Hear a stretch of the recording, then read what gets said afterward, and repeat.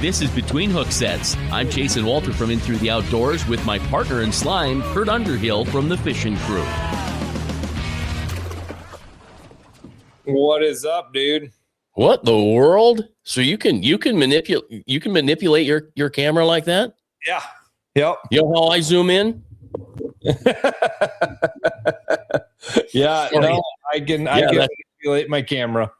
Yeah, that's all there is. I was a little worried about you. I'm like, I don't think Kurt's not going to make it in here. Uncle Lou, how do you do? I knew he was going to be the first to comment tonight. I just knew it. Yeah, no, I definitely, I don't know. I was on a meeting prior to this. Everything was working good. And then I went to get on here and it was all lovely and fun. And yeah, I don't know. So I restarted the computer. So we're back. Yeah, we're back. You know what? Here's the deal. We've got you, we've got me, and we've got Beau. Let's get to it in case we do have problems. We get it in, get it done, and Beau, how you doing? Good. How are you guys? Fantastic. You have fishing face. Yeah, I got sunburnt today. Yeah, he sure did. So you're out in the boat, Cody Rader. Oh, hi from Winnipeg. Up there in Canada, eh? Yeah. So okay. So you were out on an adventure today. I guess I'm kind of curious to know what you did then. We were just up and on Francis pitching jigs and minnows out there. We were actually right by the Stilling Basin today. We ran down a ways, but we had most of our luck right there by the dam, to be honest. Dang. Okay. Well, how many hours you got on that new boat now? I think it's 7. Let me look. I don't. You've had I was 3 weeks. I was gonna try to get a picture on here of the new boat, but all you had was the video, and I couldn't get the whole boat. And I'm like, well, I'm not gonna get half the boat. We're at 6.8 right now. So okay. All right. Well, that's enough to start tournament season with, isn't it? Yeah, she's broke in. I got the okay that I can run it however I want now. So Blake's Garage. The Gradgy, if you're up there in Canada. So let's see. The season starts for you in April, right?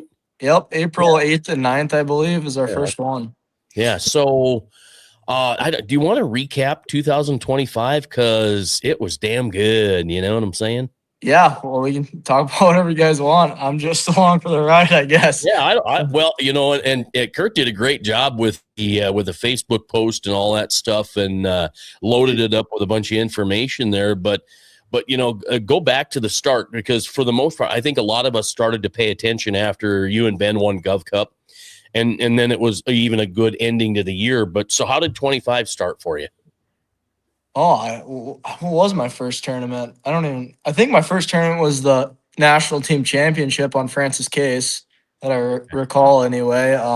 We're kind of busy that time of year. Mom and Dad let me off work, and we actually qualified in that fall brawl the year before that we won. That's how we got into that tournament, and that was a blast. Never been down to Francis Case. Well, I've been down to like the Chamberlain area and pitched jigs, but I've never really fished at that time of year. Even tried to catch big fish. Just always went down there for fun, and it was a grind. It was tough. A lot of 3 to 4.5 pounders and stuff, but it's trying to find them 7/8 pounders even.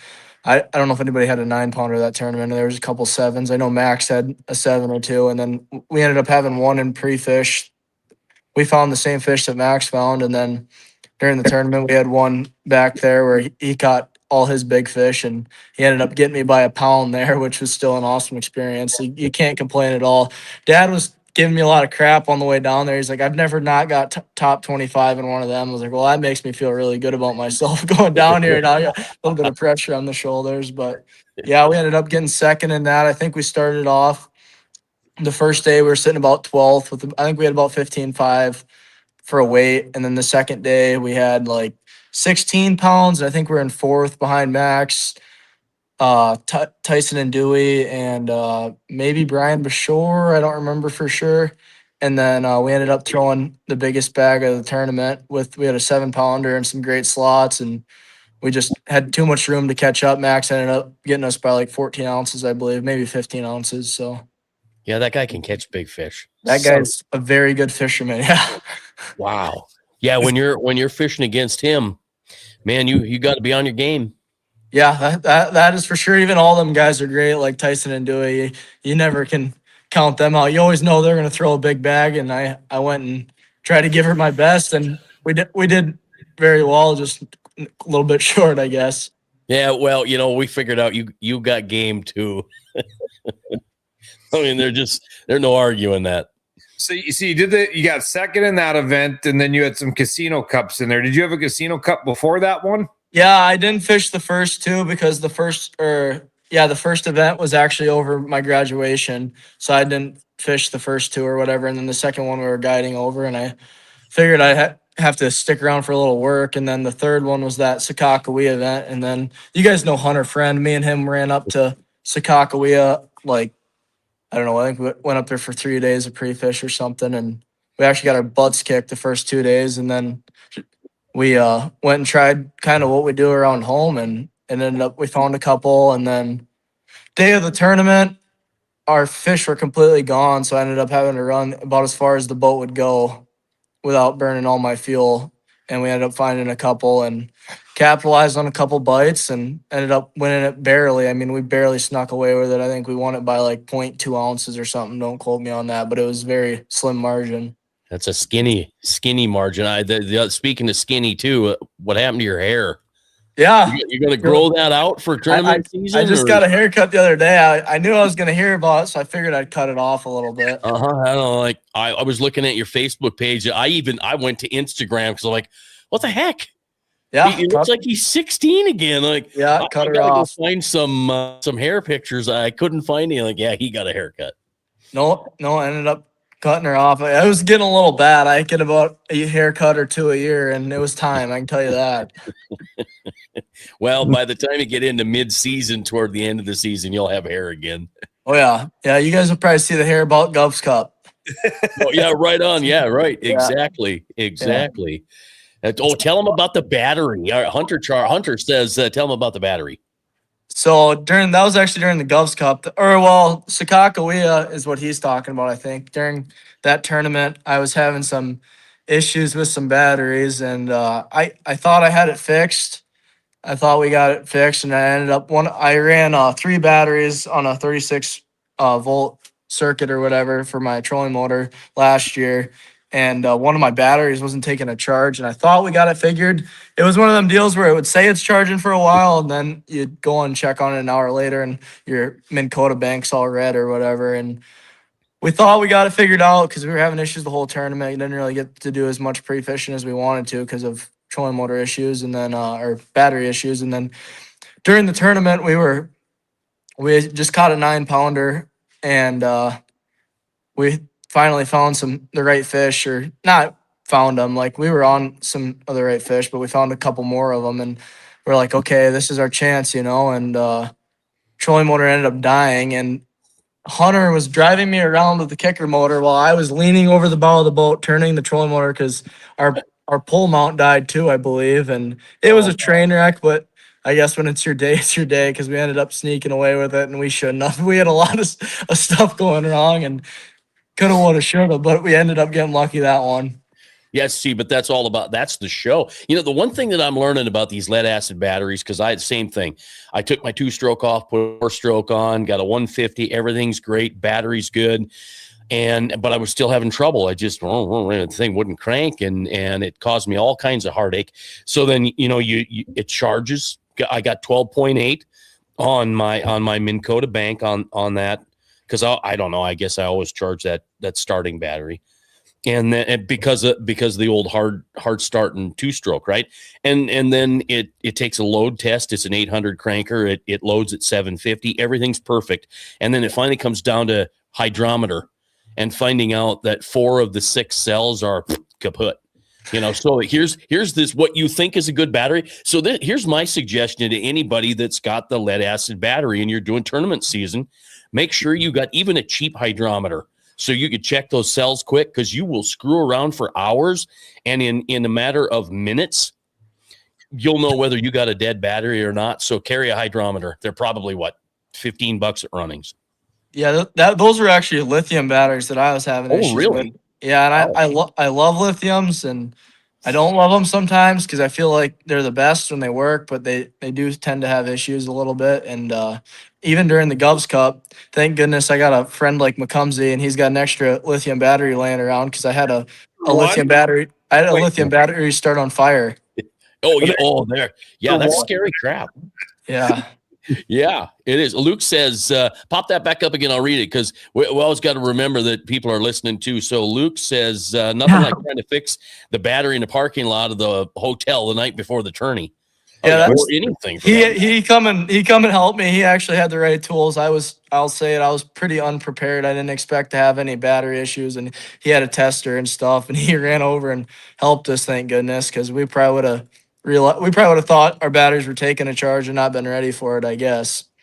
And that's the thing that you learn too, right? Now you got to be prepared for everything, even when you think you got to be prepared for everything. Well, I kind of switched it up this year. I'm running two 36-volt lithiums, 100-hour amps, and I got them on a circuit. So if one goes bad, I can flip it over and still have that other full battery. Okay. So Tyler asked who lined up your haircut. I think my girlfriend actually called the hair place for me. I'm not. Okay. I thought don't. maybe it was a mom thing, but I'm like, you're still young enough. Mom can do some stuff for you. What the heck? Trapper, what's up, guys? Watching while shooting birds on contract. Haha. So, okay, so you get down to the Casino Cup, you get down here for Gov Cup. We've talked about it before, so let's give a brief synopsis on Gov Cup. And I love to see your check and banner hanging in the background of the new shop. Yeah, I didn't know where to put them, and then I got this. I moved into this new place, and there's a lot of wall I can fill up yet, hopefully. So. Yeah, well, you do have you have ceiling. Yeah. Well, all kinds of room. The plan is to eventually pine it or something, but I can't afford that right now. So it's going to be just spray foam for now. Yeah, you got it covered. It's insulated and warm. Yeah. So speaking of warm, it was warm today. What did you have? 71 in Pier down there? Okay, so you were at Case. So what was it down there by the dam? I think it was 68 or 69 as the tops we've seen, but I mean, It was beautiful. You really can't complain about a day like that in March. Holy crap. Oh, gorgeous. Then snow on Friday and then a couple nice days. And I think it's going to turn to crap toward the end of the week, but oh well. Yeah, it's March, guys. It's March. Yeah. Well, I'm sunburnt. I'm sunburnt in March. You really can't complain about that. I thought maybe there's a little windburn there too, but the picture behind us, that's actually Oahe, right out there by Revheim. And that's what the ice is like. It's a picture from today. It's melting, it's looking that way, but it's still holding together all right too. So yeah, if it stays like this, I can imagine we're gonna be in boats at home pretty quick here. It's been crazy winter. Yeah, it's awesome. We're past winter, right? I mean, spring's here. We're going to have a couple days where we get an inch of snow and it is what it is. And then we're back to 60, 65. And unless Mother Nature surprises us in April and we get, a month of blizzard, I don't know. I hope not. So let's get a brief synopsis on the Gov Cup for you. That was crazy. I mean, that was one of them experiences you'll never forget. Me and Ben Beadle, my tournament partner, we stayed at Garrick's or whatever, and we went down probably 6-7 days early or whatever, and kicked off the pre-fish first day. I really have not put much time in. When I fished the fall brawl, I usually made a pretty good run because the boundaries are wide open. So that was my first tournament or really even fishing down there. I've caught a couple slots down there, but we've never really tried to target big fish. And me and Ben went and checked out a couple things that first day, and we ended up finding the right fish on the first day, which is crazy. It never happens like that. And I was a little worried about it just because it was 6 days from the tournament yet, and you never know. Them fish move. They obviously have fins, and we left them alone and kind of hung our heads a little. We were a little scared and worried, and Dad didn't make me any more confident. He's like, them things aren't going to be there, and this and that, and ended up getting pretty blessed. And when I say we found the right fish, we found 7 or 8 pounders. If you would have asked me if we would have had 3, 4, 11 pounders that tournament, I would have called you nuts. I didn't. I knew there was a chance to get a big one, but there was no way. But when it's your cards, they fall right. And day one, we ended up going out and we had 30 pounds or 31 pounds, I believe, or something right there. It's over 31 pounds. And Big there's, I've ever been in a slot tournament.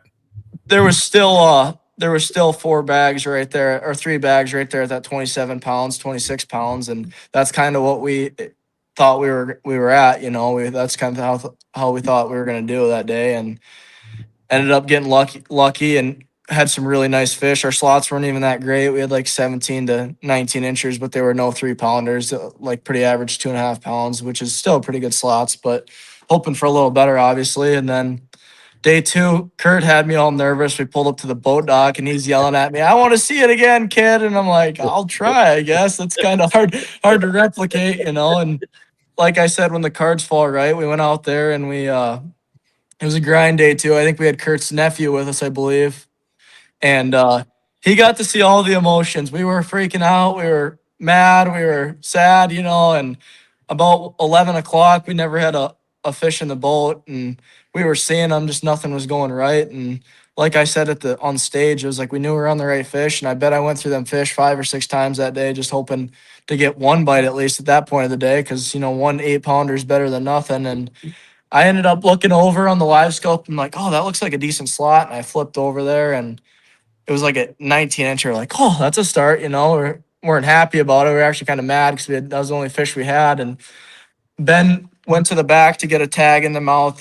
They do the tags or whatever. Most of you who fish the Gulf Cup knows. And he was putting the tag in its mouth and talking to Kurt's nephew. And before Ben got the tags out of the glove box, I set the hook on that 11-pounder. And that's when the day kind of turned around for us and got that one in the boat.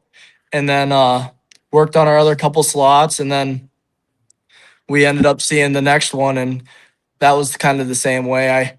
When I seen it turn, I'm like, it's game over. And it absolutely choked it. It was pretty cool. And Kurt's nephew, I thought he pooped his pants for a second. He was like, "I've never seen a fish that big." I was like, "I've never seen one that big in a tournament either, bud." That is insane. Like, it was just ended up being our tournament. And when the cards fall right, they fall right. It was pretty surreal. Oh, it was crazy. So I'm in the back producing the weigh-in, right? And I get Nate over there holding up fish and weighing. And I'm like, I crap my pants. I'm not kidding you. Because an 11-pounder down here, what? And then day 2 comes. Yeah, right, exactly. Then day 2 comes along, and I'm like, "You have got to be me, man." I mean, this is so honest. If somebody would have said, "Do you think they can catch a 10 or 11-pounder down here, Sheldon? How you doing?" I think I said, "No, ain't getting it done down here." What do I know, right? I mean, whatever. And then you go and do that. I'm like, "Well, what the hell?" I mean, it was blown away. Yeah, I was blown away myself. I mean, everybody was like, that kid had something figured out. I mean, it was also my day. Like, there was a couple guys who were on the same fish. I just ended up getting the right bites. There's like, you can't expect to get that kind of weight down there. I mean, that's once in a lifetime. It was meant to be, man. I mean, yeah, right. It was something for everyone to see. It was so cool. Not only did you crush the event, yeah.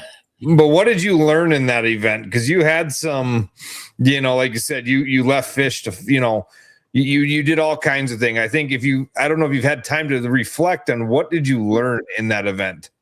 I learned that even like when it's a tough day, which I've been pretty good at, like when it's like it sucks like it did till about noon that second day, you just got to keep your head down because things can change around in a quick hurry. Even Sakakawea we talked about earlier, me and Hunter didn't have a fish in the live well at 11 o'clock, and you just got to be able to keep your head down and grind. So, okay, so we've heard it a little bit. We heard it last year a few times. Do you believe in leaving fish to find better fish now with live sonar?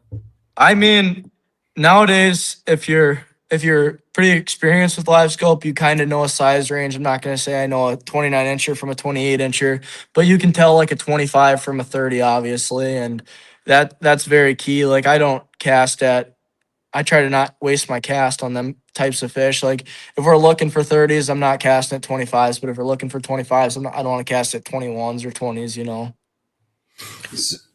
Yeah, I mean, so you will leave your fish because you left your fish that day, right? If the story goes, you left fish because you couldn't find them because they were there and they wouldn't go. Yeah, we left them like 3 times, and I kept checking on them. And the one time I was like, I don't know if there's any point to go back, and we actually ended up going back, and it really paid out. They just I don't know what happened. It was windy all day. It kind of laid down, and then we started catching them. I don't know what it was for sure. I'd never really put my finger on it. It was weird. It was like they were dormant all morning. I don't know. And they woke up. They Yeah, just, I guess they had a late breakfast. yeah. But good for you, right? What do you think fueled your hot streak last year? You know, I don't know. Like I love this stuff. I think what fuels it is like my drive to do well in tournaments. Like I don't know, for everybody out there who's fished tournaments, they know there's nothing more like get your blood pumping. Like I I'm not like a very emotional guy or nothing, but I think I about shed a tear coming in from day 2 of the Govs Cup. Like there's no feeling like it in the world. Like it's just when you have a good day in a tournament, there's no feeling like it. Like it is awesome. So do you then have a ton of confidence, or do you get, when you're, I get it when you're riding high, but when you're going from tournament to tournament, does the confidence stay? I mean, you got to have it, right? It definitely doesn't hurt. And I tell a lot of people that the number one thing in tournament fishing is like believing in yourself. Like you got to be confident going out there. Like if you're thinking your day is going to be over because you didn't get a fish at 10 o'clock or your first ones weren't there. I mean, you're never going to have a good tournament career. You got to believe in yourself, and you got to believe that when you find the fish, you'll be able to catch them. There's nothing more important. Well, and I tell people fishing is more this than this. I mean, fishing is more mental than people let on to be. I've been at 75, 80%, and then the rest is your physical talent. I thought it was the hat, and I'm like, really? I want one. Yeah, look at Rapala. Okay. Yeah. So, okay, Rapala or Rapala? It's Rapala. Rapala. Okay. Thank you. Yeah. What was it? One of the guys from Rapala or whatever said, I don't care how they say it as long as they buy it. I thought that was great. Built an octagon room. You have 8 walls to fill up. Yeah, that Gene, that's a good one right there. I like that. So, Beau, you're getting ready. So, I mean, first year National Walleye Trail. Been thinking about this for how long? It's been in the works for like 2 or 3 years. I just didn't really know when I'd have an opportunity or like when I could afford it, because I'm obviously a 19-year-old kid. I don't have a whole lot of money.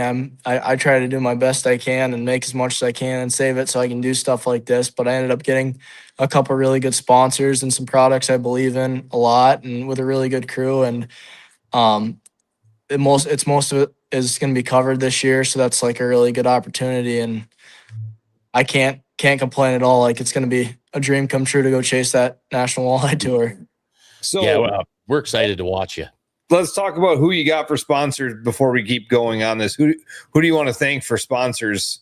I really got to thank the AFCO crew first and foremost. They're really good to us, and they're amazing people, and they're putting on a great tournament this year. I don't know if you guys have heard about that out of Akaska. It's a pretty cool deal. Trying to get everybody involved, and even if you want to chase the winning trophy, you can win a pickup this year, which is pretty cool. You don't really hear about much stuff like that. And we're just hoping to get it as big as the Govs Cup, hopefully one day, because that's the biggest and the best.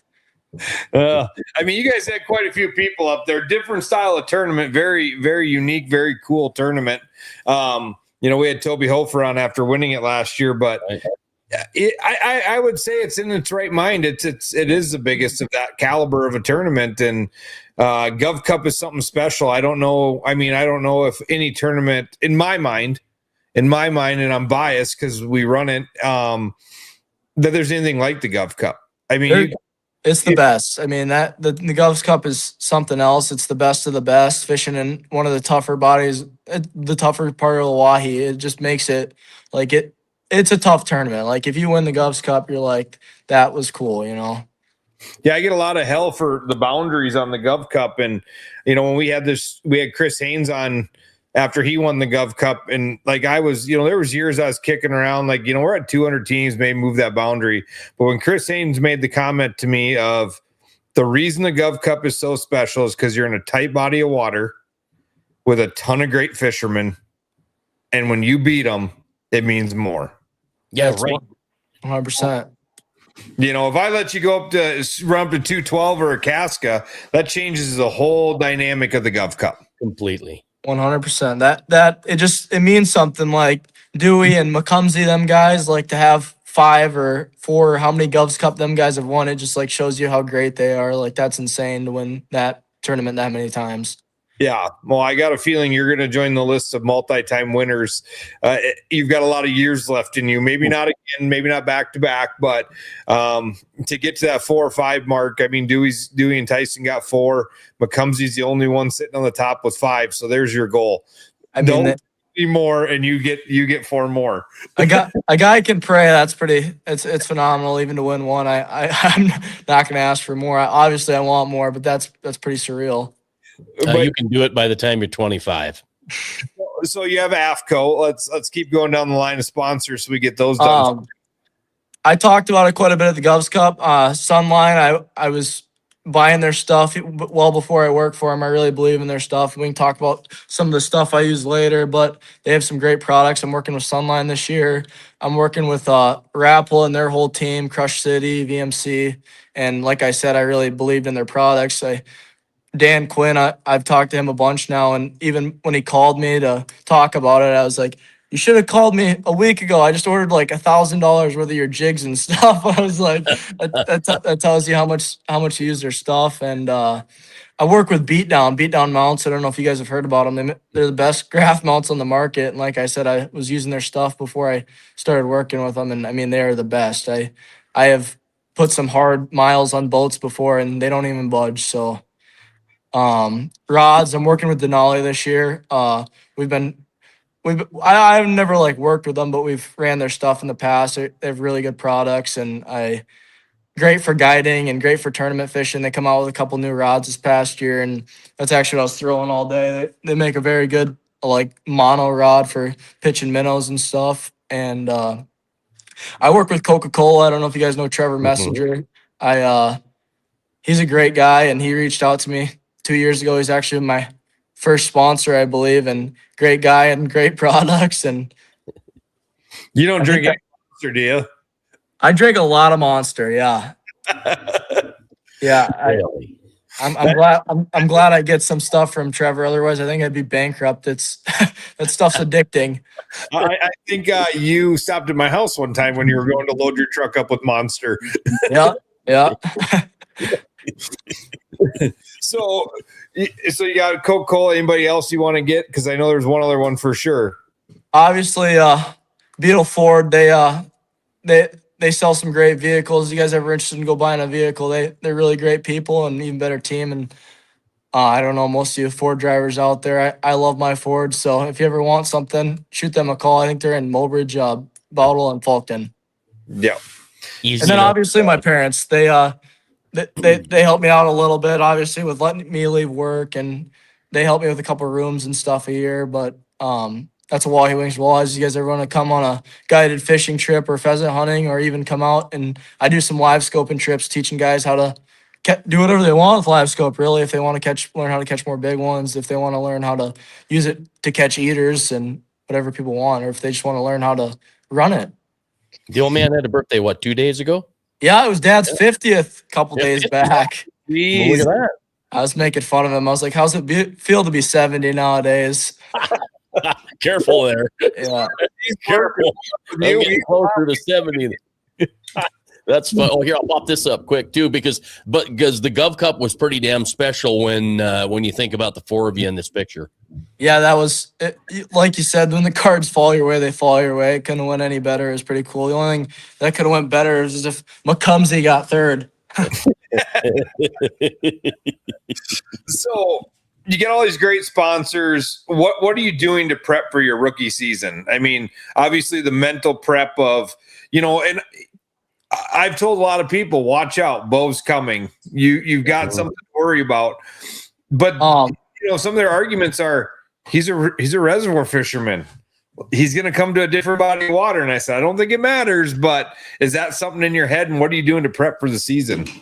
Obviously, I try to stay I try to stay active fishing. Like that's the most important thing. Like just even fishing anywhere, like going and fishing and just catching fish. I mean, looking at your electronics, making sure all your equipment's running first and foremost. Our first event's Lake Erie. You don't want to figure out if your stuff works at Lake Erie because I don't know, for all you who fish, that's kind of a nasty body of water at times. Yeah, just making sure all your equipment and stuff's ready, like your rods, your trolling motors, your graphs, having all your stuff dialed before you even get there, and so you don't even have to think about it twice. You just know your stuff's working. So how about snacks for the walleye tour? They're going to carry banana or what are you eating? I'm pretty sure for all them guys who fish, I think a banana in the boat's like the worst luck possible. Don't even do it. Yeah, I'm actually really bad when I'm fishing. I don't eat or drink much. I need to get better at that. Trevor has this really good rehydration drink that I've been drinking. I don't remember what it's called. I got some in the fridge, but I should probably pack a couple more of them. I don't have very good advice about staying hydrated. So yeah, you should be drinking water while you're out there, no doubt, especially when you get into the heat of the sun. And even today it's 70, 68 degrees. You know, you got a little sunburn. It's pretty tough on you. So drink water, man. Yeah, I don't know if you guys can tell I am fried right now. I think my face is hurting more by the minute. So you're going into your rookie year on the National Walleye Trail, but also coming out of retirement is the 50-year-old. The 50-year-old, yeah. What's that feeling for you like?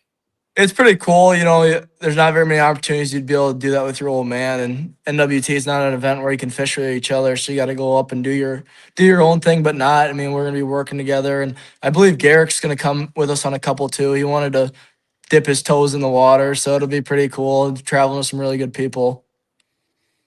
You guys are going to team up then? Because I know we talked about after, when you told me you're going to do it. And I'm like, you're going to get a lot of wants to be on a team. And I think if you stay on your own with your old man and possibly Garrick, I don't know if there's a better team out there in my mind. I just I like to keep it simple. Obviously, maybe after a couple of years, something will change up. Or I had talked to a couple guys about it, and I pretty much told them, I was like, I don't even know what I'm doing, to be honest. I'm just kind of never done anything like this. So I was like, just let's wait on it, and get back to me. Just I don't want to burn any bridges or anything, but I just don't want to, because I honestly, I love fishing and stuff, but like the NWT, like chasing tournaments that like year round, it's going to be a little different, not year round, but summer and fall and spring, obviously it's going to be a little different for me. So I'm just going to kind of wait on tournaments, and we're going to wait on partners. We're going to travel with Dad and Mac this year. Yeah. Honestly, I think that's smart thinking. You do you, right? Yep. And because you got to see what you're made of. You already know what you're made of, but you actually have to do it in action. Yeah, 100%. I'm pumped. I haven't been to the Great Lakes for a couple of years or Green Bay or anything, and it's a blast. I just a little nervous, obviously, going into those are huge bodies of water, but if you're not nervous, I don't know what you're doing. I'm sure them guys who've done it for 15, 30, 40 years are still a little nervous sometimes going out there trying to cover all that water, but I'm looking forward to it. I just love the thrill of chasing tournaments and trying to fish big tournaments. There's nothing like it. So the good thing is you're not out there alone. There's people around, and you've got that, and the big boats seem to handle. Let's see the boat. What's the boat and the motor? I'm running a Lund, great boat. I absolutely love them. With the 400 V10 Mercury, and then I got my power poles this year not power poles, Raptors that I'm running this year with the crappie brakes on them. I'm really looking forward to it, and you can't hurt these boats. I have been in a lot of boats. I tell you what, these things are bulletproof. I've tried to hurt them. I don't think you can. The Great Lakes might change your mind on that. Yeah, that might be a little different deal. Huh? Getting prepped, you said you've been out to the Great Lakes, so you've probably been to Lake Erie before. What is your, going into that? Obviously, your dad has been there before. What's your expectations? You probably went out there when you pulled crankbaits or pulled worm harnesses. Yeah, we were actually jig wrapping last time I was out there. I don't remember what time of year it was for sure. It's been a while, but I'm expecting water temps to be goofy. I'm expecting wind to be goofy. I'm kind of assuming we're going to be throwing at suspended big pods of fish, just trying to find the right fish. It's just going to be about covering a lot of water and figuring out what they want to eat the most. And guys who've been out there, a wind or a water temp or anything can change the day pretty quick. So it's going to be about being quick on your feet too. So you go from Lake Erie to your backyard of Mobridge, South Dakota. There's got to be a little weight on your shoulders coming to Mobridge. I tell you what, out of all the tournaments I am looking forward to next year, I'm kind of scared of Mobridge just because, like you said, it's like you're expected to do well, and I kind of know what we're gonna be doing at Mobridge, and I kind of know the areas I'm gonna be fishing, but that doesn't mean anything. The fish can have a bad day, and I can have a bad day, So. Yeah, and then you get pressure from the home team. I mean, everybody here is already talking about it. They're excited. We're all excited. So May can't come fast enough. Yeah, I don't get me wrong. I'm looking forward to it. It's going to be a blast, but I am a little nervous for that one. Probably out of the most tournaments we're going to, and I'm going to a bunch of new bodies of water next year. Yeah, but just think of what that does for you as a fisherman, right? Yep. Yeah. We're going. I think we're going to, me and the guy who commented earlier, Luke Spickler. I think we're going to go dip our toes in the Montana Govs Cup next year too. So that'll be pretty interesting. So with that, like you said, you're nervous about this, but what's the conversations with Dad about? Because he's done this. I mean, your dad's toured around the country. Won AIM Angler of the Year. I mean, he's done it, right? And so what is what's the conversations like with him going into this season? We both got our ideas, and don't get me wrong, me and my old man butt heads here and there. That's part of being father son, I suppose. But we'll cover a lot of water, and we kind of know the area well. So we've talked about it, like what we're gonna be doing and what we think we're gonna be doing, and this and that, and blah blah blah. You can talk about it all you want. It could be different. It could be an early spring. It could get cold again, be a late spring. It's so hard to say what the fish are gonna be doing, but we obviously have our ideas, and hopefully we can figure something out. But I guess, more on the topic of what's he doing to prepare you mentally? Like, is he having conversations about, hey, when this shit happens, do this. When this happens, do this. He's definitely talked to me about it. He just said, kind of be careful. Like, don't get yourself involved with the wrong crowd, obviously. And obviously don't let anybody get into your head about it, because people are obviously, if you're doing something right, some people are going to think you're doing it wrong. You guys know about it. Not everybody's going to love you. And I try to be the nicest person I can. I try to help people out in the fishing industry and even in life, and I hope that everybody does well. I hope everybody comes in safe, obviously. And I'm really looking forward to it. It's just a matter of keeping your head in the game, like we talked about earlier, not being a mental midget. I don't know if I can say that word, but that's my dad uses that word a lot. He's like, just don't be a mental midget. Just go out there and do your thing and you'll do all right.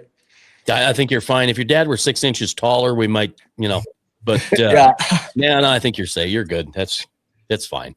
So, I mean, that's a lot, like 19 years old biting this off, right? I mean, this is a lot of guys that, your dad's been in the industry. So a lot of these guys have been through your place up there. The Tommy Kimos, the Mark Courts. I mean, those guys are personal friends. Now you're going to fish against them. You're going to compete against them. Guys that since you've been crawling around the floor of the house up there, your friend, you're going to compete against them. What's that like? It's definitely different, because you always call them whenever you're going fun fishing or something, or Courts comes and runs his dogs for us, like pheasant hunting and stuff. And we just shot a show with Kimos in September. Like, they're really good buddies, and it's gonna be weird. I don't know. There's obviously gonna be no foul. Like, we're gonna be friends before it or after it. Even if I run my boat and decided Kimos is on accident, he's a great guy, and I'm not too worried about it. I got a story, but I'm not telling it. Chad says, good luck. We'll be watching another South Dakota guy. So, Brady, we already answered that his girlfriend lined up the haircut for him. So, nice haircut. Beau who lined up the haircut. And then Gene, the boundaries for the Gov Cup is Bush's Landing straight across. They cannot go past Bush's Landing in the Gov Cup.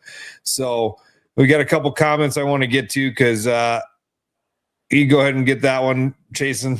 Yep. All right. Gary says, good luck. You'll always butt heads.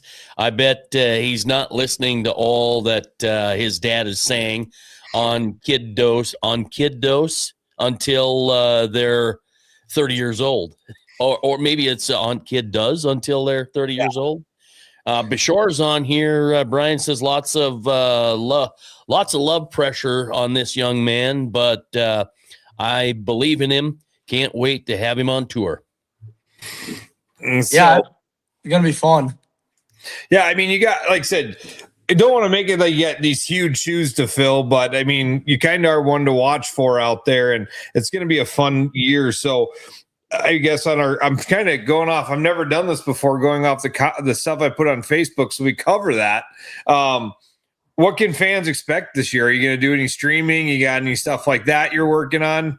I'm trying to get better at the whole social media thing. I was kind of like a one post a year guy before I got in the tournament industry, but obviously I have great sponsors and I got to be a great participant in the activity. So I try to show guys what I'm doing and show them how I'm doing it, and obviously help out them guys in any way I can and advertise for them every way I can, because I do have some great sponsors and even better products. I don't know if I will do any streaming or anything, but I'll try to stay active on Facebook and Instagram and Snapchat or wherever you guys follow me. I'll definitely be keeping you guys updated. Well, you got to focus on what you're doing, right? The streaming thing can come later, but yeah, I'm glad you're not going to go too crazy into it. Just focus on fishing. That's a lot of this game now, right? Because it's not just a fishing game. It's, back in the day, you wrote an article or you did a TV show to fulfill your sponsor obligation stuff. Now it's, I got to do these many photos, this much, these many lives. I mean, everybody's trying to level that game up, which I love. I mean, hence the reason we're sitting here tonight is to have a podcast and level the game up, but at what point, like, does fishing not, like, these guys have to worry about it so much that does fishing become a back burner sometimes? And you got to fish, so you got to have that. Yeah. There's some guys who make so much money doing it, though. I can't blame them. There's some of the guys in the bass world who make more money freaking posting on like YouTube and stuff, like streaming that services. So I guess there's no right or wrong. It's just what you're comfortable doing and what you can do without not like you want to. Your main head wants to be in the fishing tournaments if that's what you're doing. So I won't be doing any streaming or anything, but I'll definitely stay active on social media and keep you guys updated and let you know where I'm at and what I'm doing. Well, I think the exciting thing about this year too is we're kind of seeing a new era of walleye tournament fishing, right? Because we've got you at 19, Jaden Wendell at 19. You've got some other younger people that are coming in, and maybe this is going to kind of change the way the whole National Walleye Tour looks with the changes they've got going on. You got head-to-head that is just, they cut their head off. That's it. We're done. And it seems like Masters Walleye Circuit's about the only one that's just doing what they've always done. And that's great. That's fine. But to have some younger guys come in that really know what they're doing, that are passionate about it and really good at it is super exciting for the fans. Because, man, I tell you, there's a lot of walleye fans out there, and this is a game changer for a lot of people watching. Yeah, 100%. Like even you guys doing this is awesome. Like it lets people know what's going on, lets people know what they're doing, and it's great to like just spread the word. It's such an easy way to spread the word. I'm not gonna say easy. Like you guys, you do this all the time, full time now, and it's a pretty cool deal. So. Oh, we just sit down and pull words out of our butt. I mean, we're just, we're doing whatever. We're trying to not fall off a stool. We're good. This is the first night we've ever had script because I put it on Facebook, so I wanted to make sure we covered it. Normally, yeah, that guy saw you looking down. I'm like, wow, he's reading this. He took Benny's idea and like script it out, write it out, man. No, that's good though. You got to cover. You did a great job of as I was telling Beau when you popped out and we're coming back in, like, he did a great job with the Facebook post, and there's a lot of great information on there to build people up. So, got to follow through. Yeah. And I mean, and that's the game now, right? The more you can get out there, the more eyes you can get, the more your sponsors are happy, and potentially the more the sponsors are coming to you to continue to live this dream you want to do. Yeah, 100%. I think the most important important part is just being a good guy around people and being friendly to everybody. And I try my best, and I hope everybody likes me. If a couple guys don't, I guess I'll have to live with that. But I just try to be the best person I can. Well, that's a good way to be, because not everybody is going to like you. You know, I know a couple people that don't like Kurt, but everybody else does, and it doesn't bother him any. Hey, everybody's got haters in the world. You can't do anything about it. You know, no matter what you try, you can you can try to appease them, but it just doesn't work. So at the end of the day, you get to, you know, at one point it was a big problem for me. I had to make sure I made everybody like me, and anymore it's like, you know what, I'm going to be me, and either going to like me or you're not. And I don't mean to offend anybody, but I can't change who I am. You fake it till you make it, but then eventually faking it doesn't work. So you just got to go out there and be yourself. I mean, I always, you know, talk about Tom Wynn. Like, I mean, I've not seen a more original, down to earth person than Tom Wynn. Yeah, I've never had the chance to meet the guy, but I've only heard great things. He just sounds like a great guy. Yeah, he is a great role model. I mean, just simply fantastic for everybody. A role model for young guys like you, for guys like Kurt and I, and everyone. Your dad and the whole 9 yards. He's amazing. He's done the sport, you know, a million kindnesses already. So is this true? Candy bar. Yeah, it. I thought maybe we were going to make it by without that, but yeah, it's 60 today. So holy crap! Happy birthday! Yay, thank you. Yeah, see, that's what I said. Watch out with the 70 thing, because I'm 60, looking like I'm 70. Be careful. Thanks, Candy Bar. Let's see. Gary says, I'm guessing you got about 7 years. Then there'll be another young gun. That's great. You know, I don't. Brady says, "What's your favorite colored jig and wrap on Sharp?" I don't throw much for jig wraps. I'm a big believer in white. I really like white jig wraps. Most guys who do it often know that, but for you guys who don't, white and natural. I think I got. Yeah, I don't know, Jim. This is probably my number 2. It's just that bluegill. Okay, yeah. Yeah, there's validity in that bluegill, the purple Descent, but white. So white with and I'm trying to figure out what Rapala is doing. They've got the white with the yellow head, and I'm still trying to figure out the thought process behind that color combination. I don't know, but it is a great bait. I have caught a lot of big fish on it. Yeah, so it's crazy. Throw that rod up. Let's talk a little bit about that Sunline All Might. So is this pink stuff?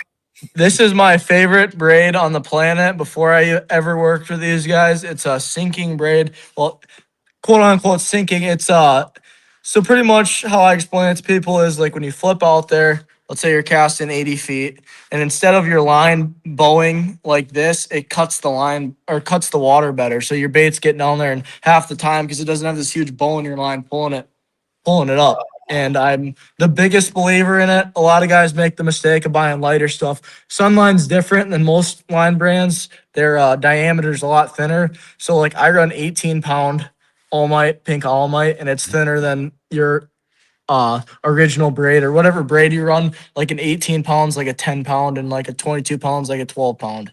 So you're running the 18 pound. You're not running the 22 pound. I run the 18 and 22. It just kind of depends what we're doing or where we're at. You know, I have both. I love it. And then I run, this is the best leader line on the planet. It's a Sunline Sniper. It is by far my favorite. It's a little thinner, but I feel like it's just as strong as everything else. I've never had issues with it breaking or anything, and it's money. I know we tried some Sunline, Kurt. Maybe we're just not good enough. We weren't good enough to make it work. I don't know, but here again, I truly think that line, whether it's fluorocarbon, whether it's braid, it really does come down to what works best for the person, right? Because there's so much different stuff out there. 100%. They have a couple different kinds of braid. They have some like original braid that's not meant for sinking. This is actually the only sinking braid on the market, and it's by far my favorite. I've been throwing it for a couple years now. They sent us a couple spools right when it come out, and I don't think it's come off my rod since. It is seriously money. Does it say how many carriers? You know, how many times that the braids it's wrapped? Like 8.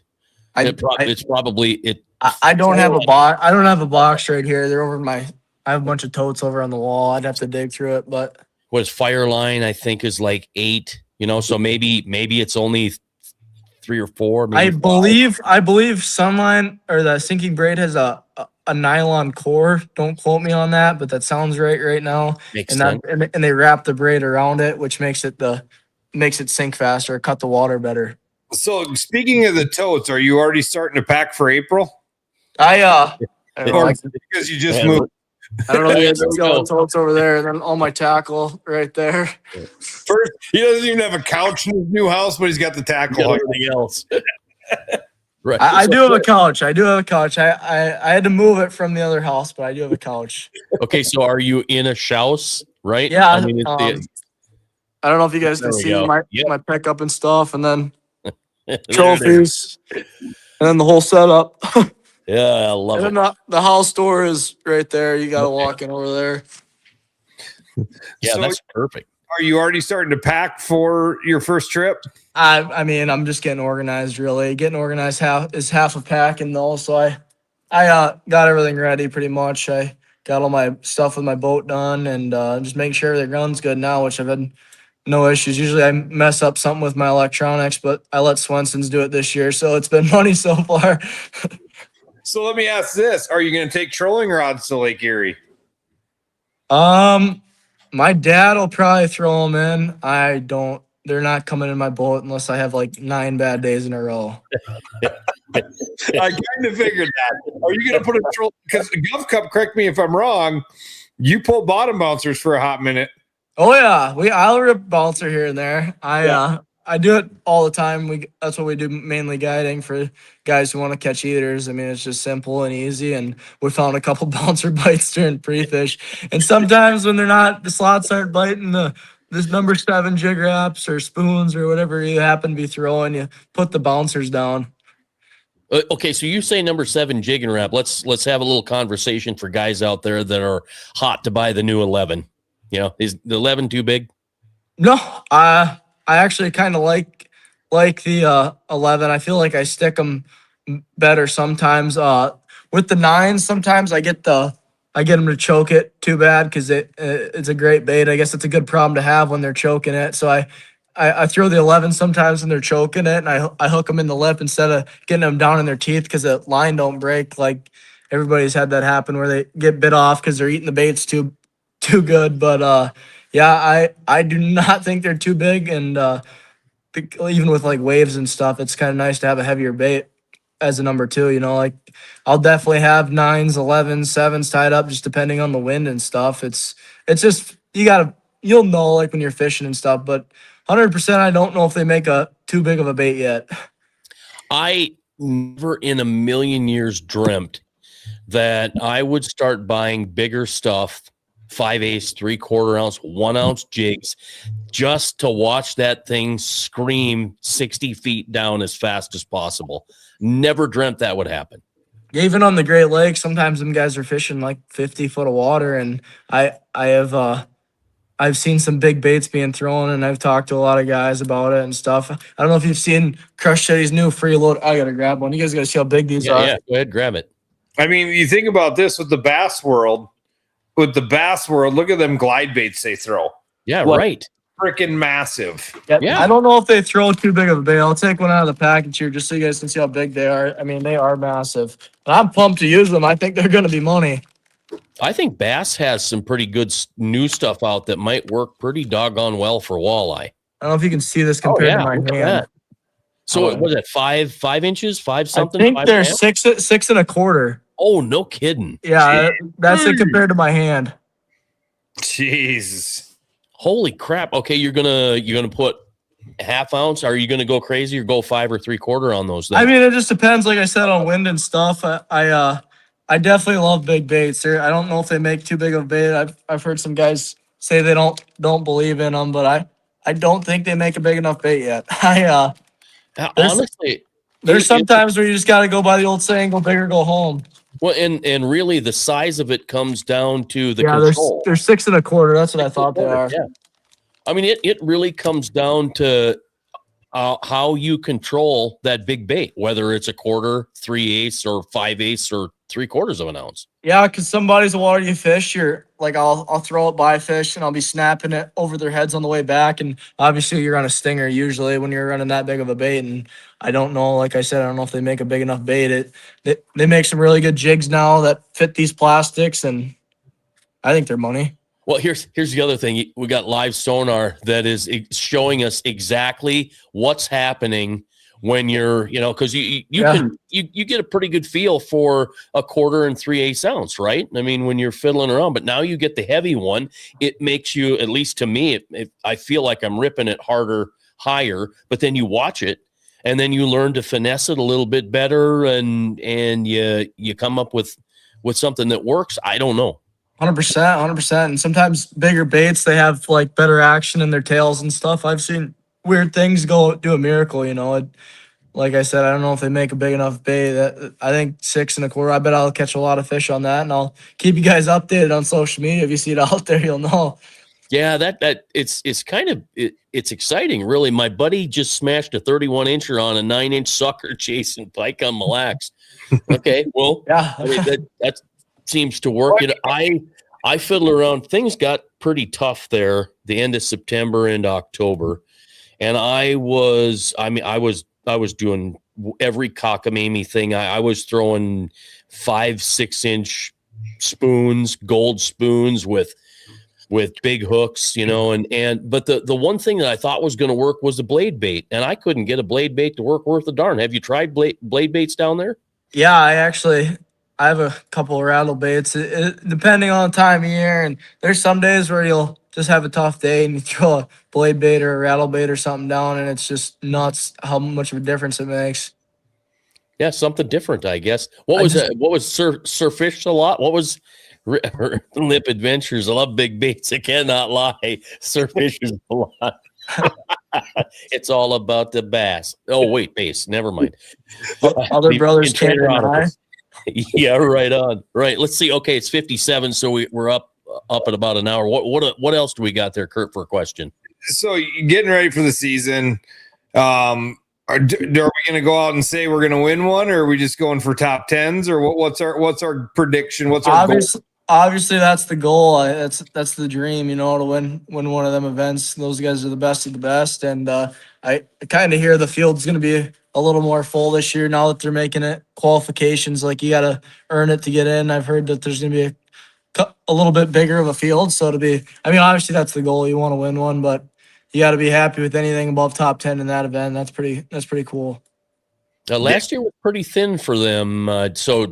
Have you heard numbers? Are they talking 100, 125, 150 boats? I don't know. I've talked to a lot of people. A lot of people are getting in the Mobridge one. I don't really know very many locals around the Great Lakes and stuff. I have a couple buddies out there, but just from what I've heard from the Mobridge one, it should be a pretty good turnout, it sounds like. I'm getting a lot of, we're going to fish the first 2 and see how it goes. Yeah, I've heard a lot of that too. I hope it does well. I mean, we need a next level to move up to. We can obviously pick where we'd love to see better coverage. We'd love to see, all kinds of things out of that organization. But I mean, it's a place for people to move on to, and it's a great organization. I mean, it's a great platform. I just wish it was put together a little better for my personal feelings. I mean, if we can do it on a shoestring budget here, if I had a big dollar owner like they do, we could really do something. That's my 2 cents. Sorry, I threw that in there, but no, you're good. It's, it really what it comes down to, and we hashtag it. It's for the fans. It isn't just a fishing tournament anymore. It's a show. Even Kurt's tournaments, they are not tournaments anymore. They're for the fans. It's the show.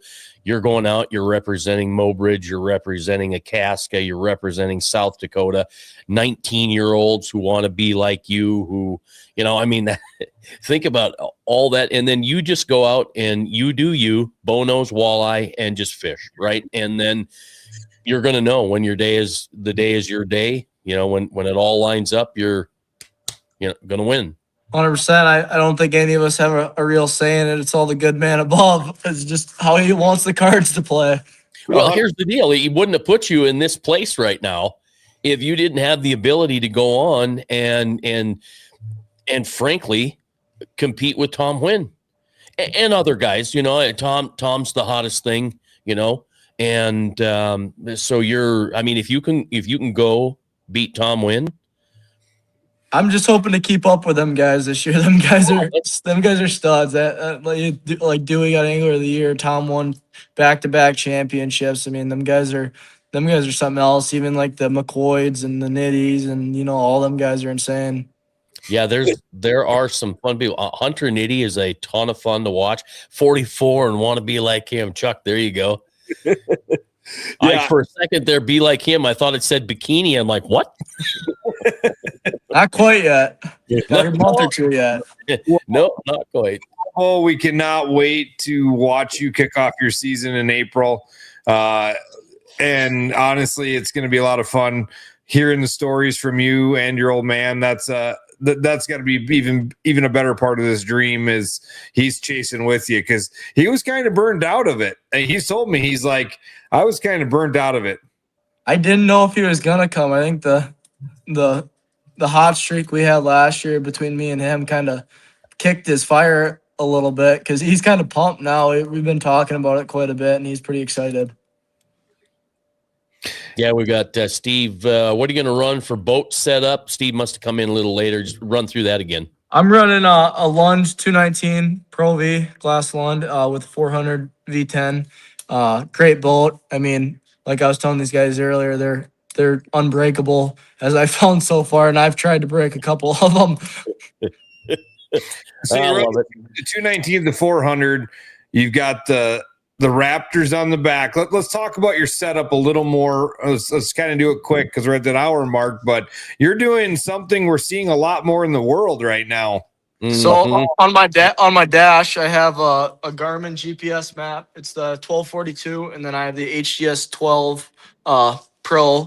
And then up front, I can show you guys this. I'm running another HGS Pro with Garmin 8616. 1 second, I got my graph covers on. Just got back from France's case. And then I don't know if you guys can see it. It's pretty big screens nowadays compared to my hand, which I'm a big fan of the 16-inch screen. I mean, I fished with a 12 for a long time, and those are nice too. But just when you do it this much, it's kind of nice to have that little bigger of a screen. Well, let's go to the back and talk about that a little bit. Oh, yeah, back by the crappie break. Fans have never seen what you got going on right there. Yeah, so I got the Minn Kota Raptors paired with the crappie brakes, and then if we come up front, sorry, just through these graph covers, you kind of got a mess. I got my power form right here, and that turns them on in the back. So explain that a little bit for people that I mean, I know what they are. A few of us do, but explain that a little bit of what's the red and green mean and how does that work? So pretty much the mindset behind it is when you're live scoping or whatever, it's pretty much a live scoping thing is what I've seen so far. And the nice thing about the poles too, you can drive around. Let's say you see a pot of fish over there and you're in 8 foot of water, you pin them back and you're stuck there. So your bow won't sway in current or nothing. So you can sit there and cast off the front instead of having to cast off the back. And then the trolling motors, the mindset behind that is you can put them all the way down the water. I think the remote's right here. So there's just this is my trolling motor remote, and then this is my power pull remote or my Raptor remote. And then you just click down. They stick in the water.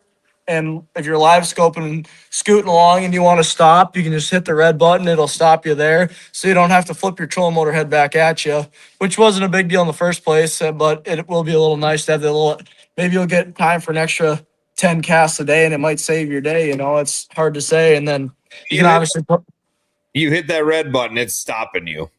Well, I think they're 40-pound thrusts, and I don't work with them or anything. But I mean, it seems like they're not going to absolutely put you on your brakes, but it's going to slow you down pretty quick. Well, Tom Huynn's got him on his Vexus, and he can pull him 2 miles an hour in reverse, the ones he has, and he has the power brakes on his. So he says once you hit that button, it's almost like. Yeah, that's I wouldn't. I don't know if we have the same kind or exactly. I've used them a little bit. It's not gonna throw you off the front of the boat, but it definitely slows you down fairly quickly. And I mean, it's been great to me so far. No issues or nothing. So it's going to keep you from blowing past a fish or blowing past trees. It's amazing how quick you can have trees or fish in that scope, and all of a sudden they're gone. And like, okay, where the hell are they now? You guys that do it every day, it's a little different than us weekenders, right? But man, can you lose a bunch of fish or lose a tree fast and then not find it again? It's amazing. Yeah, it's kind of a expensive solution for that. I don't know how you word that, but it's I mean, if you're doing it every day, it's probably a good investment if you're doing it for a living. I didn't have any issues just having a kicker. I just never used my kicker, and I thought I'd try something new. I want to get I don't know if you guys have seen the purges or whatever. Dewey, I think I don't remember who had a part built. Maybe it was Dylan Nissenbaum. Drake Hurd is company, but Nussbaum kind of was the guy behind that concept. So I actually was talking to Dad about something like that. I was like, I never said anything like that, and I'm remotely close, but I thought about it, and then they come out with that, and I was like, yeah, I need those, and I haven't ordered them yet, but they mount right on them. Things are pretty cool. All they're supposed to do for you guys watching is when your bow is going up and down, it's supposed to just keep your bow pinned so your trolling motor ain't flying out of the water. So what are you running for a trolling motor? I actually am running the Ultrex Quest, but I put a longer shaft in it. I put a 70-inch shaft in it. Oh, well, that makes sense. It doesn't come stock like that. I think you got to buy the shaft. I believe it was like $800-900, which for the bodies of water we fish, I love the trolling motor. The only issue I had was I wanted a little bit longer shaft, and thanks to Swenson Bros, they got it all figured out for me. I would never know how to switch shafts like that, but they got it figured for me. So, well, buddy, we look forward to seeing you and watching you all year.